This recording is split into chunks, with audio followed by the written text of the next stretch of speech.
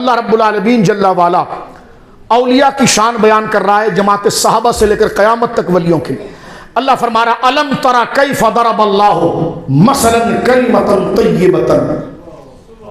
غور کریں آپ، یہ جنتی والا مسئلہ دیکھیں آپ اور ان کی شان۔ اللہ فرما رہا ہے کہ حبیب کیا آپ نے نہیں دیکھا کہ اللہ مثال دے رہا ہے؟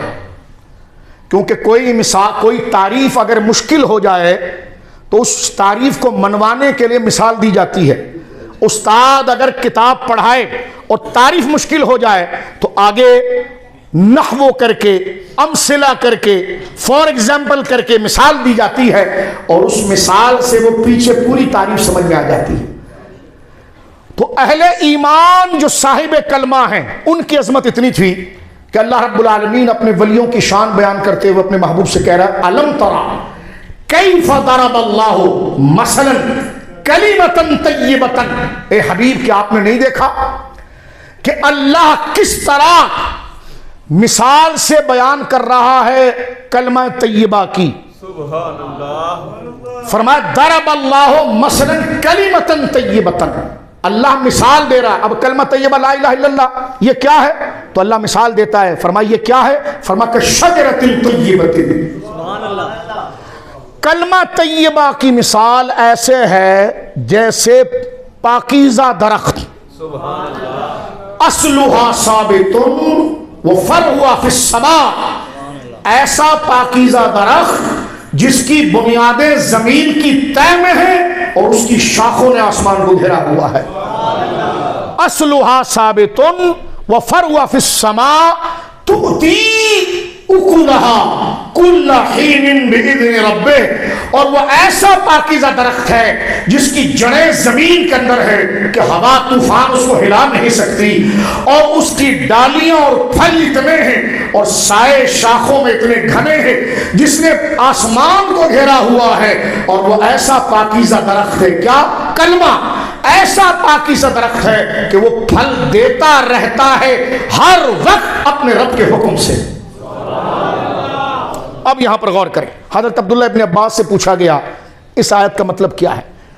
فرمایا دیکھو اللہ فرما رہا ہے کہ کلمہ طیبہ لا الہ الا اللہ، غور کیجئے گا، کلمہ طیبہ لا الہ الا اللہ یہ کیا ہے؟ اللہ فرماتا کہ شجرۃ طیبۃ، کلمہ طیبہ ایسے، کلمہ طیبہ کی مثال ایسے جیسے پاکیزہ درخت۔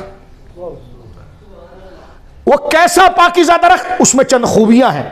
ایک خوبی یہ ہے کہ اس کی جڑیں مضبوط ہے کہ ہلتا نہیں، یہ نہیں کہ تمن کی ہوا آئے تو ادھر گر جائے، ریال کی ہوا آئے تو ادھر گر جائے، فرما نہیں، اصلھا ثابت، وہ ہر حالات میں کھڑا رہتا ہے۔ وفرعھا فی السماء، اور اس کی شاخیں جو ہیں وہ اتنی دراز ہیں کہ اس کی سائے میں لوگ آرام کرتے ہیں کہ شاخیں اگر درخت بغداد میں ہو تو سایہ اس کا پاکستان تک آ جاتا ہے۔ فرمایا اصلھا ثابت وفرعھا فی السماء، کلمے کی مثال، کلمہ کیسا ہے؟ فرمایا اس کی مثال ایک درخت کی طرح ہے۔ اس درخت کی خوبی یہ ہے کہ اس کی جڑیں مضبوط ہیں، اس کی شاخیں وسیع ہیں، اور وہ درخت پھل جب دیتا ہے نا تو سال میں ایک مہینہ نہیں دیتا، ایک موسم میں نہیں دیتا، فرمایا کل حین، ہر وقت جب تو چاہے گا تو تجھے پھل دیتا رہے گا۔ حضرت عبداللہ ابن عباس کہتے ہیں اس درخت سے مراد مومن ہے، اس درخت سے مراد، اس درخت سے مراد۔ اب ادھر دو جملے یاد رکھیں، اسی کی آیت کی تشریح دوسری سورہ فتح سے ہم کرتے ہیں، صرف قرآن سے۔ اللہ نے فرمایا کہ کلمہ طیبہ کی مثال ایک درخت کی ہے، کلمہ طیبہ کی مثال ایک درخت کی ہے، یعنی مومن کے دل میں جب وہ کلمہ جاتا ہے اور وہ کلمے کے تمام لوازمات پر عمل کرنے پر ثابت ہو جاتا ہے تو کلمہ پھر شکل ابو بکر صدیق میں نظر آتا ہے، کلمہ پھر علی کی شکل میں نظر آتا ہے، کلمہ پھر حسن و حسین کی شکل میں نظر آتا ہے، کلمہ پھر عبد القادر اور شیخ احمد سرہندی کی شکل میں نظر آتا ہے۔ فرمایا پھر کلمہ کیا ہے؟ فرمایا کہ شجرۃ طیبۃ اصلھا ثابت وفرعھا فی السماء، وہ اس درخت کی طرح ہے کہ جس کی جڑیں مضبوط ہیں اور شاخوں نے آسمانوں کو گھیرا ہوا ہے۔ یہ کلمہ طیبہ جب بندے کے دل میں جاتا ہے تو اس کو اس درخت کی طرح بنا دیتا ہے جس کی جڑوں کو موسم ہلا نہیں سکتا۔ کلمہ طیبہ جب بندے کی روح کے اندر اتر جاتا ہے، اس کا احساس، اس کا اقرار، اس کا مکمل تقاضا جب وہ قبول کر لیتا ہے تو اللہ فرماتا ہے بندہ اس درخت کے مثل ہو جاتا ہے جس کی شاخیں گہری ہوتی ہیں، یا اس درخت کی طرح ہو جاتا ہے کہ اور وہ درخت تو عام ہے جو ایک موسم میں پھل دیتے ہیں۔ فرمایا کلمہ جب ہمارے بندے میں شامل ہو جائے تو پھر یہ بندے کے ذریعے کلمہ پہچانا جاتا ہے، اور پھر تعارف کلمہ وہ بندہ خود بنتا ہے، اور اس کا فیضان ایسا ہے جو ہر وقت ایمان کی کھیتی کو سیراب کر رہا ہوتا ہے۔ سمجھ رہے میری بات آپ؟ یعنی کلمے کی قبول، یہاں درخت سے تشبیہ کیا ہے؟ اگر درخت سے تشبیہ کی کوئی حیثیت ہی نہیں ہے تو یہاں درخت سے تشبیہ کیوں دی گئی ہے؟ اب درخت سے تشبیہ سے مراد، یہی حضرت عبداللہ ابن عباس نے کہا اس درخت سے مراد مومن ہے۔ درخت سے مراد، اگر کسی کو شک گزرے کہ یہ مومن کیسے ہے تو آئیے سورہ فتح میں اللہ فرماتا وَأَلْزَمَهُمْ كَلِمَةَ التَّقْوَىٰ۔ اب یہ تیسری آیت، اس پر دیکھیں آپ، قرآن کی تفسیر کرتا ہے۔ اگر کوئی کہے نہیں مولانا آپ جذبات میں آ کر اس کلمے کو صوفیہ کا رنگ دے رہے ہیں، میں نے کہا دیکھیں وہ کلمہ قبول کرنے والے 10 بندے ہوتے ہیں، لیکن جس نے قبولیت کا حق ادا کر دیا تو اس کی مثال اس پاکیزہ درخت کی طرح ہے۔ مانا کہ درخت کھجور کا بیان ہوا ہے، لیکن کھجور سے کچھ تو تشبیہ ہے اسے، تشبیہ اس کی مضبوطی کے تنے کی ہے، تشبیہ اس کے پھل کی مٹھاس کی ہے۔ فرمایا یہ کلمہ ایسا ہے جب کسی میں لگ جائے تو وہ بندہ ہو کر اس شجر مبارک کی طرح ہو جاتا ہے جس کا تنا مضبوط ہے، شاخیں سایہ دار ہے، اور پھل ہمہ وقت ملتا رہتا ہے۔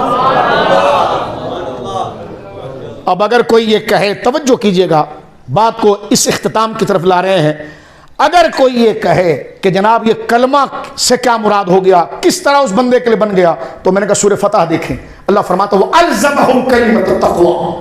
محبوب تیرے صحابہ کے دلوں میں ہم نے کلمہ لازم کر دیا۔ وَأَلْزَمَهُمْ، الزمہ کا معنی یہ سمجھ لیجئے، ایسا چپکا دینا، ایسا چپکا دینا، ایسا پیسٹ کر دینا کہ وہ دل کے ساتھ ایسا رچ بس جائے۔ اللہ فرماتا ہے وَأَلْزَمَهُمْ كَلِمَةَ التَّقْوَىٰ، ہم نے محبوب تیرے صحابہ کے دلوں میں اسی کلمے کو اتار دیا اور الزمہ اس کو لازم کر دیا۔ مفسرین کہتے ہیں مطلب یہ ہے کہ دل صادق کہو تو صحابہ یاد آئیں، صحابہ کہو تو دل صادق یاد آئے۔ فرمایا وَأَلْزَمَهُمْ كَلِمَةَ التَّقْوَىٰ۔ سوال یہاں بزرگوں نے کہ یا اللہ ہماری داڑیاں سفید ہو جاتی ہیں، پوری عمر نکل جاتی ہے کہ یہ کلمے کی آواز کسی دن دل میں آ جائے، لیکن یہ وہ کون لوگ ہیں جن کی طرف تو کلمے کو خود بڑھاتا ہے؟ اللہ فرماتا وَكَانُوا أَحَقَّ بِهَا وَأَهْلَهَا، جس صحابہ کے دلوں کی طرف میں نے اس کلمے کو بڑھایا، فرمایا مانا کہ تمہیں ضربے لگا لگا کر، تمہیں کوشش کر کر کے ایک عرصہ بھی لگ جائے، یہ کلمے کا نور شاید تمہارے قریب نہ آئے، لیکن ان کے قریب یہ اس لیے جا رہا ہے کہ وہ کانوا احق بہا واہلہا، اس لیے کہ یہی اس کے مستحق ہے اور یہی اس کے اہل ہے۔ انہوں نے رسول اللہ سے ایسی وفاداری دکھائی ہے کہ جہاں یہ جائیں گے کلمہ ان کے ساتھ آئے گا، کلمہ ان کے۔ اب آپ دیکھیے یہاں پر بھی اللہ رب العالمین نے ان کو کلمے کا مستحق قرار دیا، اور یہی آیت یہاں کہہ رہی ہے کہ جب ہمارا بندہ کلمے کے بنیادی تقاضوں پر عمل پیرا ہوتا ہے، کلمے کو سمجھنا بڑا مشکل تھا، اس کے فیضان کو جاننا مشکل تھا، اس لیے رب نے فرمایا آؤ ہم اس کلمے کی مثال دیتے ہیں۔ فرمایا ضرب اللہ مثلا کلمۃ طیبۃ، اللہ اس مبارک کلمے کہ جس کو آسمان و زمین ایک ترازو میں رکھ دیا جائے اور کلمے کا ایک حصہ رکھ دیا جائے، یہ کلمہ بھاری ہو جائے گا۔ فرمایا یہ کلمہ کتنا عظیم ہے مولا، فرمایا اس کو سمجھنا ہے تو اس کی مثال تمہارے عالم امثال میں سے، عالم مثال میں سے جس کو تم قریب اور بعید دیکھتے ہو تو وہ اس درخت کی طرح ہے، کھجور کے درخت کی طرح جس کا تنا بڑا مضبوط ہے، جڑیں بڑی گہری ہیں، پھل متواتر چلتا ہے۔ فرمایا اسی طرح یہ کلمہ اپنا فیضان اس بندے میں جا کر دکھاتا ہے کہ جب وہ لوگوں میں درمیان میں ہو تب بھی پھل بانٹتا ہے، قبر میں چلا جائے تب بھی پھل بانٹتا ہے۔ فرمایا جس طرح اس کا فیضان رکتا نہیں، یہ مثال یہاں پر دی جا رہی۔ اسی کے ساتھ نیچے سورہ ابراہیم اللہ فرماتا ہے یثبت اللہ الذین آمنوا بالقول الثابت، فرمایا ہمارا یہ بندہ جب کلمہ توحید کے بنیادی تقاضوں پر عمل پیرا ہو جاتا ہے اور اس کلمے کو اپنے دل کے اندر لے لیتا ہے تو اللہ رب العالمین جل وعلا اس کلمے کے ذریعے یثبت اللہ الذین آمنوا بالقول الثابت فی الحیات الدنیا و فی الآخرہ، دنیا میں بھی اللہ اس کلمے کے ذریعے اسے استقامت دیتا ہے۔ یہ چوتھی آیت دیکھیں، اس کلمے ہی کے یثبت اللہ الذین آمنوا بالقول الثابت، یہی وہ کلمہ ہے لا الہ الا اللہ جس نے اسے تناور درخت بنایا اور ابدی زندگی سے سرشار کر دیا۔ فرمایا یہی وہ کلمہ ہے دنیا میں جو خلق خدا کھینچی آ رہی ہے، اس کلمے کے ذریعے ہم اسے استقامت دیتے ہیں دنیا میں بھی اور آخرت میں بھی۔ حضرت عبداللہ مسعود کے پاس ان کا شاگرد یہ آیت لے کر گیا، کہنے لگے اس آیت سے کیا مراد ہے؟ فرمایا جب مومن کامل قبر میں جاتا ہے تو اس سے فرشتے کہتے ہیں من ربک، تیرے رب کون ہے؟ ما دینوں کا، تیرا دین کیا ہے؟ ما کنت تقول فی حق ھذا الرجل، تو اس منور چہرے والی ہستی کے بارے میں کیا کہتا ہے؟ تو حضرت عبداللہ مسعود نے یہ آیت پڑھی یثبت اللہ الذین آمنوا بالقول الثابت فی الحیات الدنیا و فی الآخرہ، اللہ خود اپنی رحمت کے ذریعے اس بندے کی مدد کرتا ہے اور وہ ہر سوال کا جواب ٹھیک دیتا ہے۔ میں یہ کہہ رہا ہوں قیامت تک کے اہل ایمان کے قبر کے جواب کی درستگی کی بات رب کہہ رہا ہے، تو اس آیت سے تو ہر مومن جنتی ہو رہا ہے اور تو صحابہ کے جنتی ہونے کا انکار کر رہا ہے۔ اس آیت کا عموم آپ دیکھیں نا کیا ہے، کیا سیکھا پیرو تم نے، کیا مولویوں تم نے سیکھا؟ یہ تقریر ہے کہ صحابہ کرام رضوان اللہ اجمعین کے بارے میں ہمارے دلوں کے اندر شک گزرتا ہے اور پھر کہتے ہیں قطعی دلیل ہو تو ہم مانیں، پھر کہتے ہیں جناب حضرت معاذ بن جبل کو بھی حضور نے خبر واحد ہے جنتی کہا۔ میں نے کہا مولوی صاحب خبر واحد سے بھی قطعی ثابت ہو جاتا ہے؟ یہ آپ کا استدلال ہے۔ ایک مولوی کی تقریر ہم نے سنی، پہلے کہتے ہیں کہ جناب جو ہے جنتی کسی بندے کو کہا جائے تو اس کے لیے قطعی دلیل ہونی چاہیے۔ میں پوچھتا ہوں یہ جو عشرہ مبشرہ والی حدیث ہے یہ قطعی ہے؟ یہ حدیث متواتر ہے؟ میں نے کہا چلو اس کو کسی درجے میں قبول کریں تو حضرت معاذ بن جبل اور دیگر صحابہ کا نام لے کر جو انٹرویو میں بات کر رہا ہے وہ روایتیں محض خبر واحد ہیں، تو جب خبریں واحد ہیں تو زن کا فائدہ دے گی اور خود تو اوپر قطعی کی قید لگا رہا ہے، پھر جو زن کا فائدہ دے رہی ہے ان کو بھی شامل کر رہا ہے، تو تم جھوٹ بول رہے ہو۔ جھوٹے کا حافظہ کمزور ہوتا ہے، لہذا اہل سنت کے نقشے پر آ جاؤ اور اہل سنت کا مشرب ہے ہر صحابی نبی جنتی جنتی۔ اس لیے میں نے یہ 4 آیتیں آپ کے سامنے پڑھی ہیں، توجہ آپ کی۔ اب یہاں پر آخر میں اس بات کو تو وابی بھی مان گئے، حافظ ابن قیم اپنی کتاب الوابل السیب میں یہ جو کلمہ طیبہ کی تفسیر میں انہوں نے ایک شرح لکھی ہے الوابل السیب، ایک رسالہ لکھا، اس میں وہ لکھتے ہیں کہ اللہ نے بیان کیا اور بڑی زبردست تفسیر ہے اور تفسیر بھی معصور ہے، صحابی سے ہے، حضرت ابی بن کعب سے ہے۔ ذرا غور کیجیے، اللہ رب العالمین سورہ نور میں فرماتا ہے اللہ نور السماوات والارض مثل نورہ کمشکات، اللہ زمین اور آسمان کو منور کرنے والا ہے اور اللہ کے نور کی مثال ایسے جیسے طاق، جیسے گاؤں دیہات میں چراغ رکھتے ہیں نا دیوار کے اندر، مشکات طاق۔ حضرت ابی بن کعب سے پوچھا گیا یہ مثل نوری سے کیا مراد ہے؟ فرما فی قلب مومن۔ اب یہ 5واں استدلال دیکھیں، ساری آیت عالم ترى کیف ضرب اللہ وہ وَأَلْزَمَهُمْ كَلِمَةَ التَّقْوَى يُثَبِّتُ اللَّهُ الَّذِينَ آمَنُوا بِالْقَوْلِ الثَّابِتِ۔ یہ ساری آیت دیکھیں اور ابی بن کعب کا فتویٰ دیکھیں۔ فرمایا یہ جو فرمایا گیا نا کہ اللہ کا نور جس نے زمین آسمان کو منور کیا ہے، تو قال ابی بن کعب فی قلب مؤمن، فرمایا اس سے مراد فرمایا ہوا النور الذي اوضعه الله في قلب مؤمن من معرفته ومحبته۔ فرمایا اس نور سے مراد وہ ہے، وہ نور ہے جو اللہ ولی کے سینے میں اتارتا ہے۔ یہ حضرت ابی بن کعب کہتا اوضع اللہ فی قلب مؤمن من معرفته ومحبته، اپنی پہچان کا نور، اپنی محبت کا نور کہ جس کے لیے وہ سب کو بھول کر صرف رب کا ہو جاتا ہے.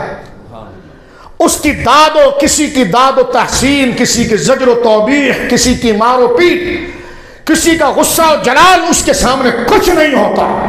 جب وہ زبان سے کہتا ہے حسبی ربی جل اللہ ما فی قلبی غیر اللہ، میرے لیے اللہ کافی اور میرے دل میں اللہ کے سوا کوئی نہیں، وہ ثابت کرتا ہے. صحابی رسول حضرت ابی بن کعب کہتے ہیں کہ ہوا نور، فرمائیے جو زمین و آسمان کا نور اللہ بیان کر رہا ہے یہ کیا ہے؟ فرمائیے وہ نور ہے جو اللہ ولی کے سینے میں اتارتا ہے. اودعہ اللہ فی قلب مومن، وہ کرتا کیا؟ من معرفتی ہی وہ محبتی ہی، وہ اللہ کی محبت کا نور، وہ اللہ کی محبت کا نور، وہ اللہ کی پہچان کا نور. وہ کہتے پھر حتی یظہر علی وجوہہم، اللہ اکبر، وعلی ابدانہم وعلی ثیابہم وعلی دورہم. کہتے وہ نور سینے میں جب اترتا ہے اور وہ شریعت پر عمل پر اس کی مواظبت اور پابندی کرتا ہے تو وہ دل کا نور اس کے چہرے پر نظر آتا ہے، اس کے لباس پر نظر آتا ہے، اس کے بدن پر نظر آتا ہے، اس کے گرد و نواح کی دیواروں پر نظر آتا ہے. آگے بڑا بکامل جملہ ہے، کہتے ہیں ہوا یبصرہ من کان من جنسہم وسائر الخلق لہ المنکر. فرمایا وہ نور ہر بندہ نہیں دیکھتا، جس میں خود کرنٹ ہوگا نا تو اس کا لباس چمکتا ہوا نظر آ جائے گا، اس کی بستی چمکتی ہوئی نظر آ جائے گی، اس کا محلہ چمکتا ہوا نظر آئے گا. فرمایا یہ وہ نور ہے جو سب سے پہلے خدا نے صحابہ کے دلوں میں اتارا ہے. وَأَلْزَمَهُمْ كَلِمَةَ التَّقْوَى وَكَانُوا أَحَقَّ بِهَا وَأَهْلَهَا. اللہ رب العالمین نے ان کے دلوں کو ایسے صاف کیا کہ قرآن کہتا وَكَرَّهَ إِلَيْكُمُ الْكُفْرَ وَالْفُسُوقَ وَالْعِصْيَانَ أُولَٰئِكَ هُمُ الرَّاشِدُونَ. حبیب تیری صحبت میں آ کر ان کے دل ایسے نورانی ہو گئے.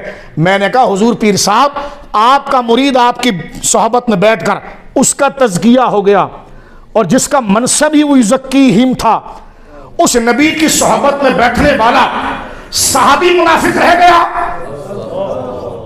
ہم منافق کو صحابی نہیں کہتے اور جو صحابی ہے وہ منافق نہیں ہوتا. یہ دو ٹوک بات ہے. منافق جو ہے وہ صحابی نہیں اور جو صحابی ہے وہ منافق نہیں ہوتا. اہل سنت کا عقیدہ ہے من لقی النبی صلی اللہ علیہ وسلم مؤمنا بہ ومات علی الاسلام. صحابی وہ ہے جس نے حالت ایمان میں رسول اللہ کو دیکھا اور اسی پر اس کا خاتمہ ہوا اور رب نے جماعت صحابہ کو نمونہ بنایا، نمونہ بنایا، آئیڈیل بنایا. کس کا؟ کلمے کا. فرما فَإِذَا وَإِذَا قِيلَ لَهُمْ آمِنُوا كَمَا آمَنَ النَّاسِ. کہو ان اہل مدینہ منافقوں کو جو یہاں رہتے ہیں کہ اگر وہ کلمے کی تکرار کر رہے ہیں تو ان سے کہو کلمے کا اگر ماڈل بنانا ہے نا تو ان کی طرح بنو جو مکے سے آئے ہیں، سبحان اللہ، ان مہاجرین کی طرح بنو، ان انصار کی طرح. تو اب آپ دیکھیے کہ صحابہ کرام میں اگر نفاق ہو معاذ اللہ، توجہ کریں، قرآن نے منافق کو ہر جگہ پر ایکسپوز کیا، ان کی عادتیں بتائی کہ لو رؤوسہم، وہ صحابہ کی جماعت کو منہ دکھا کر بھاگ جاتے تھے. قرآن نے سورۃ المنافقون میں لکھا کہ اگر وہ کلمہ بھی پڑھے تو وہ جھوٹے ہیں، لیکن یہ جماعت صحابہ ایسی ہیں جب کلمہ پڑھے تو ان کا ظاہر پر کلمہ ایسا سچا ہو جو دل پر اثر کر رہا ہو کہ رب نے قیامت تک کے مومنوں کو کہا ایمان ایسے لاؤ جیسے یہ صحابہ لائے ہیں. تو لہذا جو منافق ہے وہ صحابی نہیں ہے اور جو صحابی ہے ان میں نفاق نہیں ہوتا. توجہ یہ بات. تو لہٰذا یہاں پر قرآن نے اس مسئلے کو واضح کیا. تو عرس کے اندر آج کی ضرورت کے مطابق یہ بات آپ کی خدمت میں ذکر کر دی گئی کہ ہر صحابی جنتی ہوتا ہے.